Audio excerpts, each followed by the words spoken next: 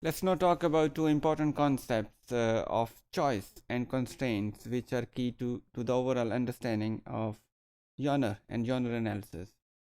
Uh, Many researchers in the field of genre analysis and critical discourse analysis have been talking about these concepts because these concepts, according to these researchers and commentators, actually constitute the theoretical and conceptual making of a genre. Uh, a genre is defined by the choices that a researcher has uh, in order to adopt, in order to follow that genre, and it also involves the constraints because it's very rare that a user of a particular genre would go beyond those established norms and values, but still he has some choice of manipulation and exploitation of those norms.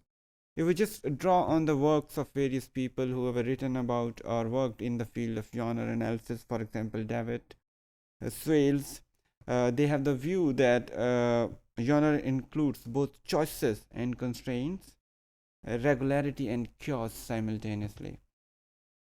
Researchers and the users of a genre have to use the norms and conventions of that particular genre as sometimes in a religious manner, but as I said earlier, simultaneously they have certain choice, certain freedom to use those parameters, those values in a particular way. They can bring in their own uniqueness or individuality, but they cannot straightway deny those norms.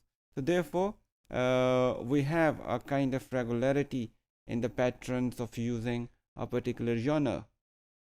Then genres are dynamic. That doesn't mean that genres, if we have certain constraints in the use of a genre and we cannot go beyond certain norms, that doesn't mean that genres have become static or dead and you cannot bring in any change. Genres are dynamic. People keep on using one genre and another, and they keep on bringing some kind of innovations or improvisations in a particular genre. Therefore, we can say a genre is very much a dynamic concept also, and it's open to change, but it's not free for all. Not everybody qualifies to change a particular genre. Only the experts of that genre, working in that genre for a particular period of time, may be accepted as the people who can bring in any change. So it takes a lot of knowledge and understanding of the norms of a genre in order to change them.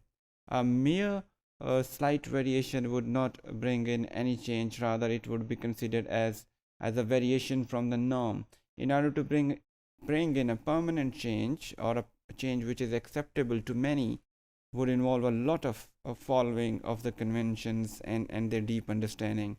So it comes down to again the same point that we have the constraints of following the norms, even when we have to change them. As David explains, conformity among genre users is a fact of genre.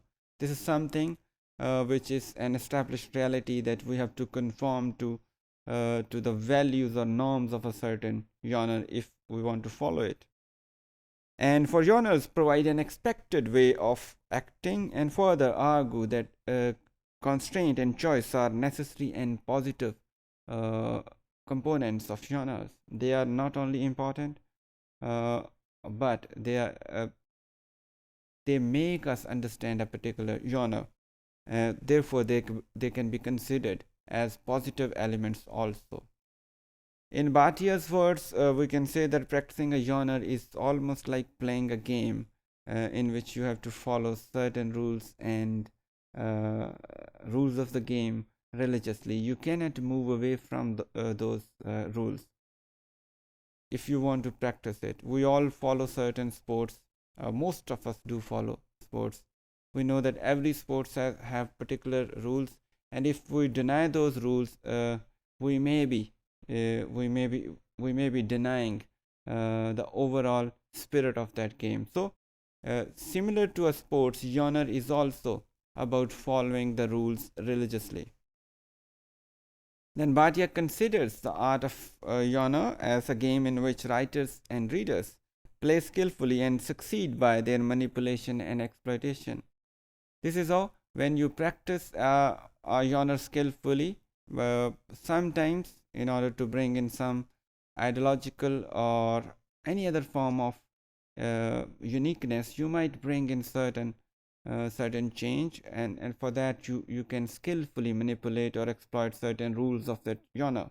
But still, to sum up, we can say that in a genre we have to follow certain norms and values religiously and skillfully, and only then we can best utilize that genre to perform certain social or any other actions.